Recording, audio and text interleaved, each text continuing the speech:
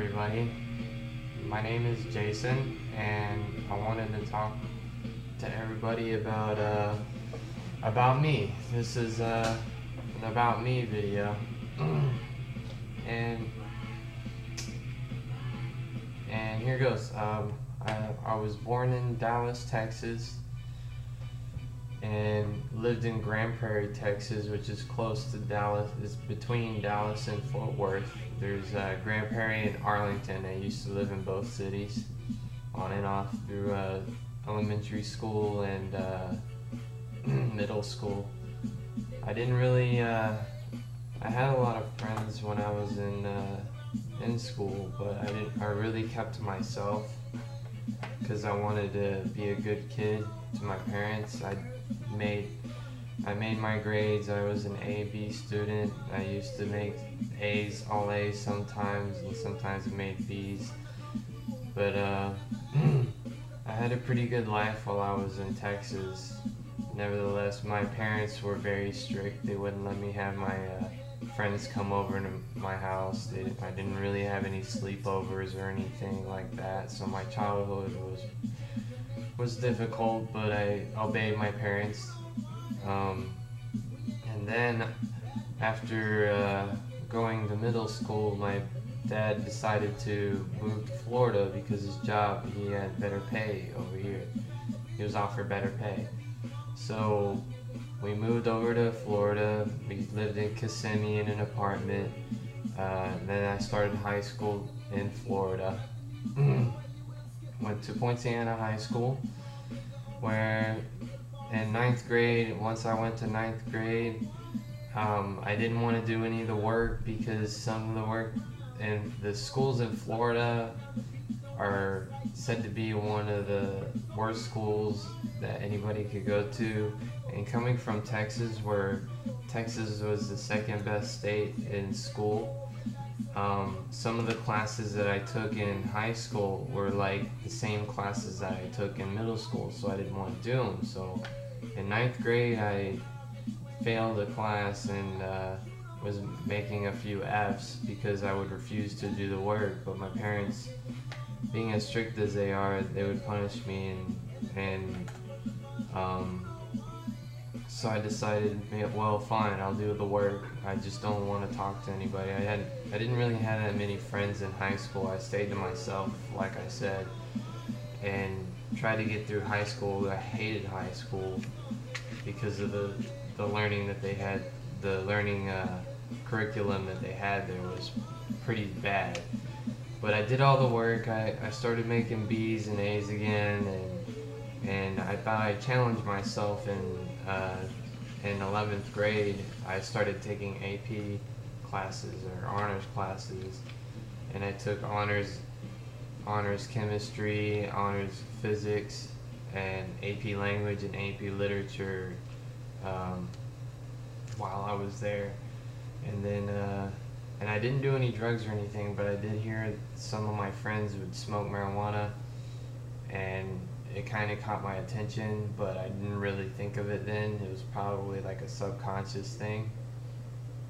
But after high school, during high school, I started working at Disney, and I was working for Disney in 12th grade. I got my first car, and life was good. I was working, I was enjoying my job, I really loved my job. And then I graduated high school and decided to move out of my parents' house, and so I was staying with these girls that were in the college program. So they would sneak me in for the first month, and I tried to go to college after high school. I started Valencia, but I didn't really complete Valencia because I wasn't really patient enough to stay in school, and so I was getting caught up in the college life, drinking and boozing and going to parties and stuff like that, while with my college buddies, my friends, and then I stopped going to Valencia in December. But And then that's when I moved into my first apartment right behind Disney where I could go to work and have my job there. I eventually quit Disney because I wanted to transfer to a new area, but they wouldn't transfer me, so I quit. And then I started working for Aramark, which was a food industry company that did third-party companies within Disney. So I was working at Subway. And then eventually I got bored with that and quit, and then I found out that Disney had another third-party company called Amazing Pictures. So then I applied for that, I got accepted for the job, and I started working there as a photographer. So I would take pictures of people and I'd put them in I would put them inside of here, let me show you real quick. This is some of the type of work that I did whenever I was there. I got some pictures here somewhere. I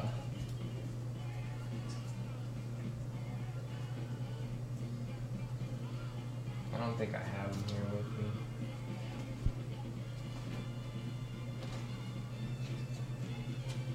No, I don't have them. But anyways, I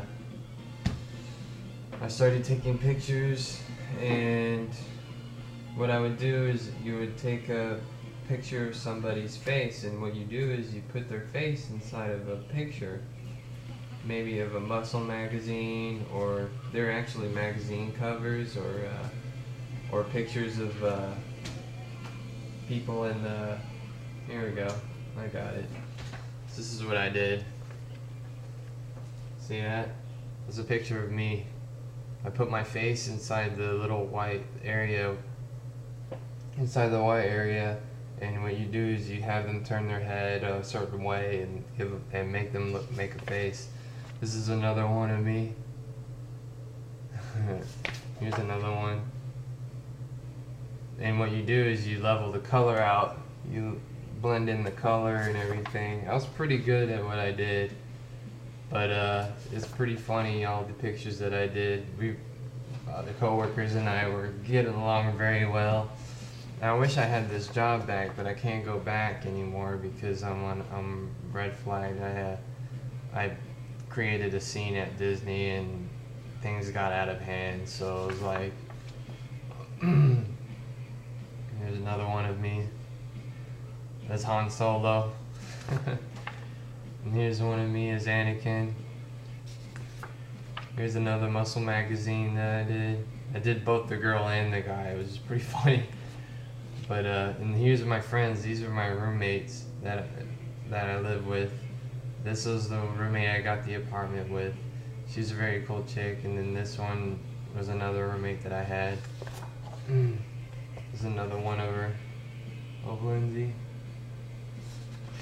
And then this is Allison, my other roommate that I had when I was there. She's a very nice girl. But here's another picture of me and Leon. This was when I was working at Magic Kingdom.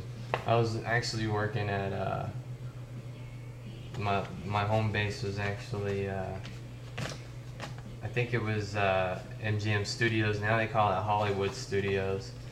But it was a pretty fun place to work. It was one of my favorite jobs, one of my most favorite jobs, and I wish I could go back and do it again.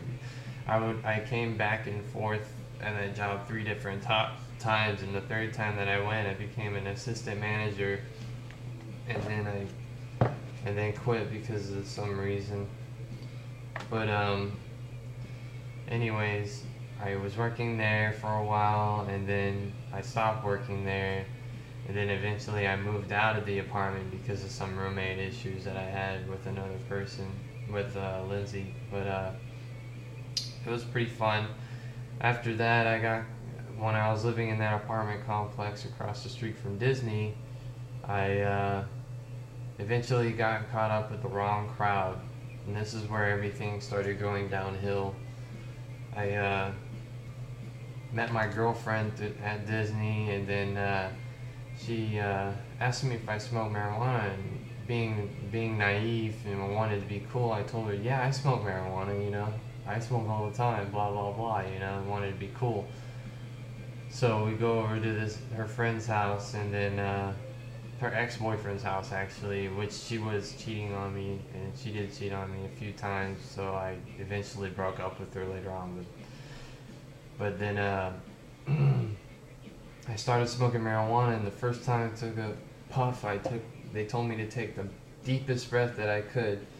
So I breathe out, and they had this big giant garbage bag full of smoke they called the lung, and it was the ultra lung. It was made out of big trash bags. So they filled this bag up full of smoke for me. I'm like, wow, I'm not even gonna be able to breathe all that in. They said, it's okay, it's for everybody whenever we're going around the circle. So I took the deepest breath I could, and then I started coughing. Oh, I was tripping, and I got really sick. I threw up and everything, and it wasn't even high grade. It was regular weed, which is the lowest quality marijuana that you can get.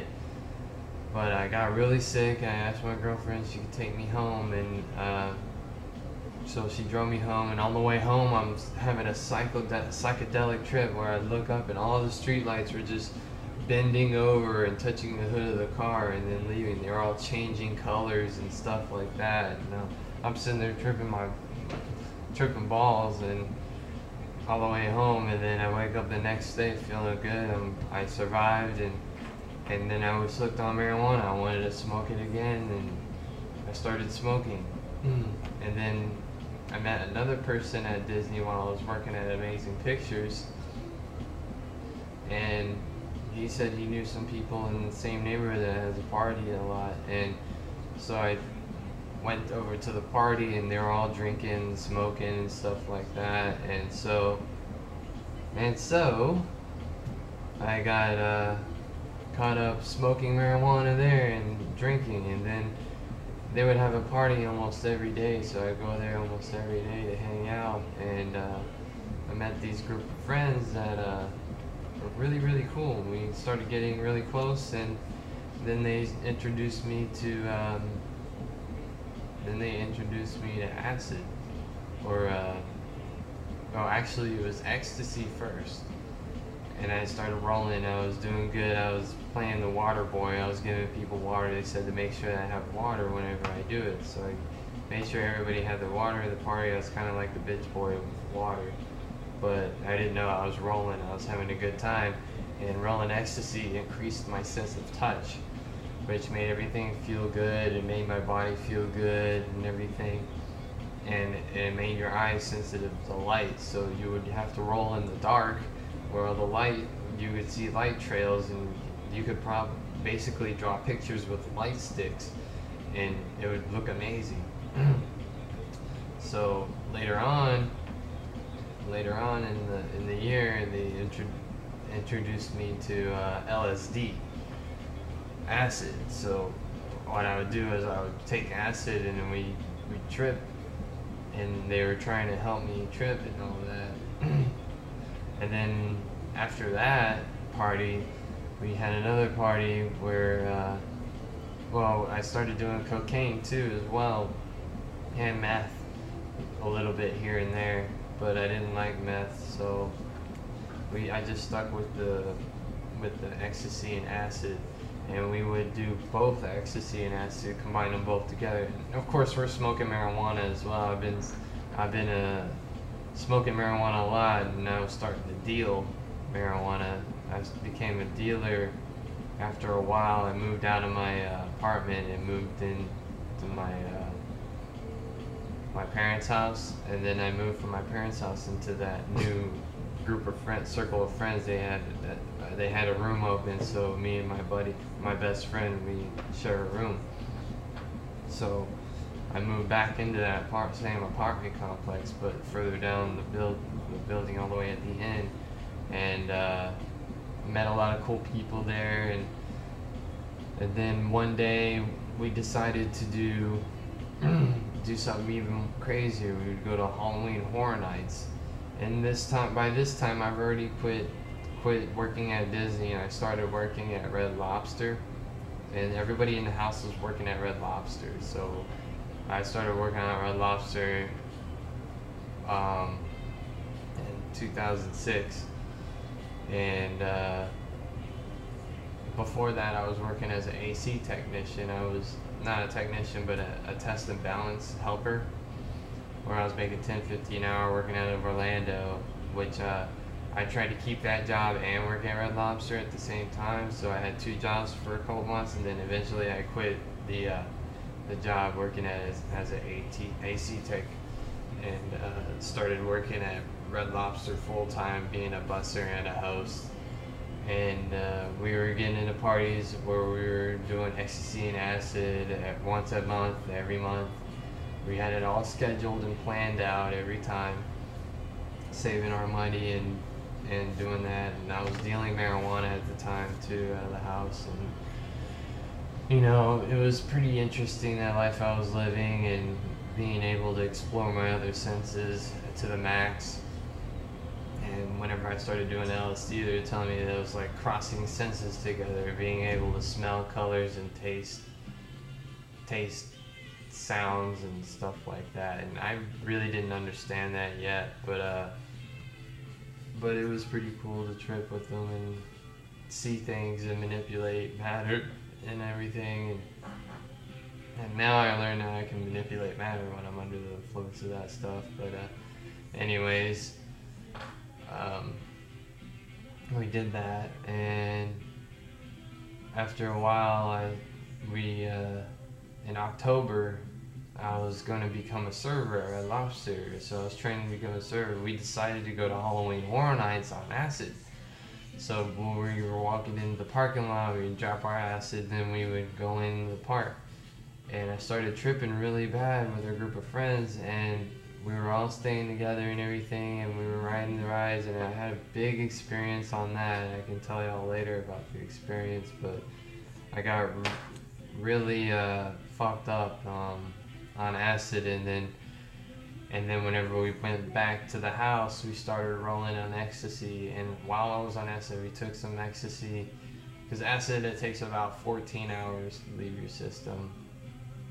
Well, it should leave your system in 14 hours, but so we go back to the house, we're rolling on ecstasy, and we have some other people in the house that I didn't even know that they made friends with or whatever, and we're having a party, people are drinking, I'm doing a little bit of cocaine here and there, and I'm smoking marijuana, and then I'm doing whippets, which is nitrous oxide, which we were doing whippets before, but I was doing all those drugs all at one night, and then the next day I find out I can't sleep, and I'm still tripping. So I'm telling my buddy, I'm still tripping, man. What's going on? I don't know what's going on.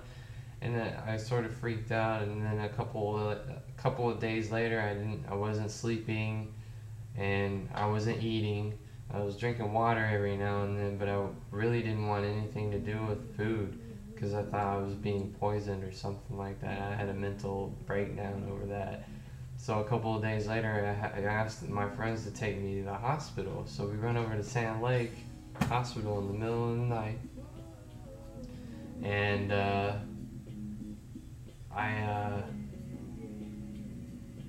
I get in the hospital, and they're like, what's going on? I'm still tripping, I can't stop tripping. So she snaps this ether in front of my face, and I go, and I try to sniff it as hard as I could.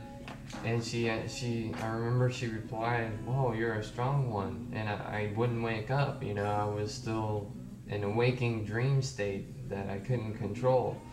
So they put me in this room, these guys are strapping me down, and I'm like, I don't need to be strapped down, you don't have to strap me down. And they're asking me what pill I took, a red pill or a blue pill, and I said I took both pills probably. I think I took both pills.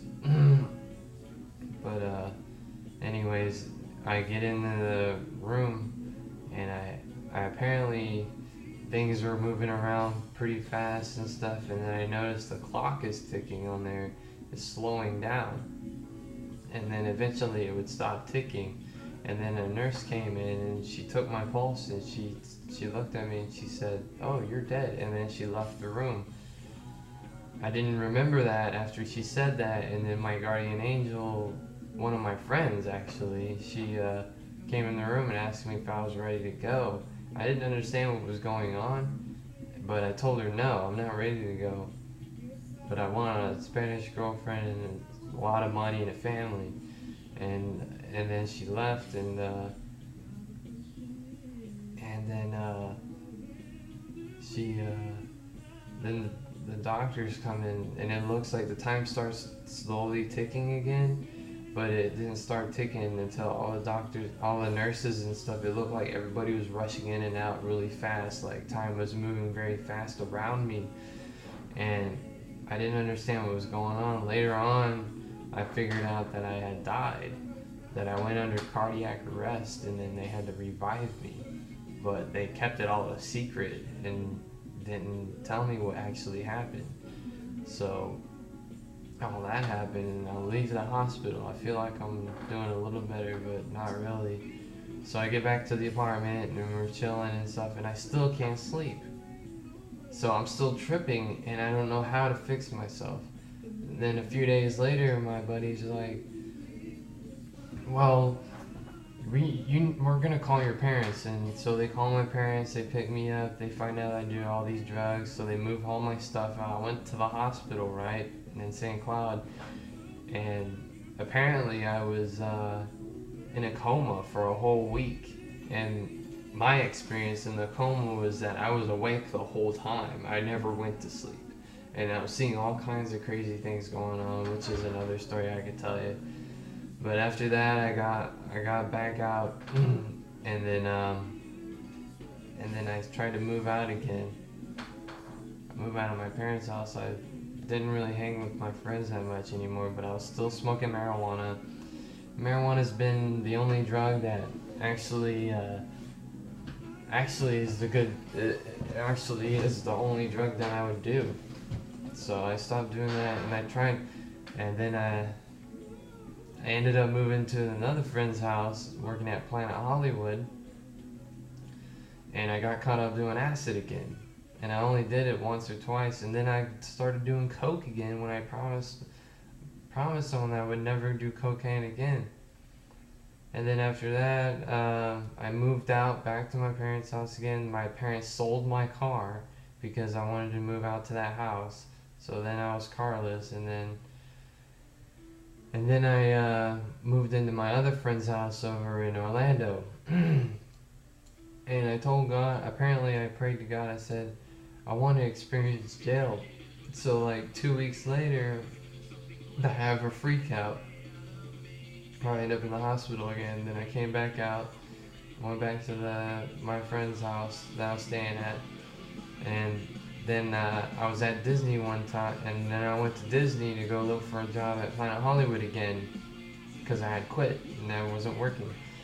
So I go over there, I have my backpack on, and they said they would hire me. So I went there on Monday, and then they said I couldn't work there. So I was kind of a little angry, but I wasn't really expressing about it. So I was out there outside watching TV, talking to the employees and stuff, and basically this cop comes up to me and he says, "What are you doing here?" I'm just waiting for the bus. "What's that in your bag? Can I see your bag?" So I toss my bag over and said, "Here, look, you can have my bag." And he backs up a few steps and he's like, "Whoa, is there a bomb in there?" So I'm like, "No, there's not a bomb in there." So he arrests me, he puts me in handcuffs and sits me down. He doesn't even read me my rights. And he comes up to me and asks me if there's a bomb in there, and he keeps asking me. I keep saying no. And then finally I broke. I said, "Man, I hope there's a bomb in there." And so that was what got me put into jail, where I went to jail, and I remember walking into the room, and I see my backpack on TV being exploded, which is another story I can tell you later. So I went to jail, I got out, I started going to AA meetings and doing programs and stuff like that, and eventually I got the charges were I was ruled not guilty by reason of insanity. I didn't make myself look bad, so I went. Whenever the first day that I went to jail, like the next day they had a reporter come in, and I told them basically that I was the devil. So I told the news that I was the devil, and I'm still a good guy. And I can show you the link to the place where they were describing it. But anyways, I was doing that, and then I've been in recovery for 5 years now, and I'm just now got my own place. Finally got my own apartment, and I'm not doing any marijuana. I quit marijuana. I want to get my life back together. So that's the story of my life up to this point, and I find therapy by making videos on YouTube and becoming a teacher. I learned a lot of things on drugs that I never thought I could learn before, and it's made me more of a spiritual person now, more than ever. So this is my video. This is an introduction. Well, it's not. It's about me, and I hope you guys enjoyed the story. I've been through some tough times, and all my friends have already started families, and I feel like I'm behind schedule on that, and I wish I could meet somebody on here, either through YouTube or Facebook or anywhere. It doesn't really matter. I just want to be with somebody and start a family, really. And I don't want to have to worry about Social Security. I want to go back to school and at least get a certified technician. I want to be an AC technician, either that or a CNA, a certified nursing assistant. And then after I get to work with that, then I want to be able to go to college, you know. But anyways, that's my video. I hope you guys liked it, and namaste and la catch, and remember now, don't be mean, play nice.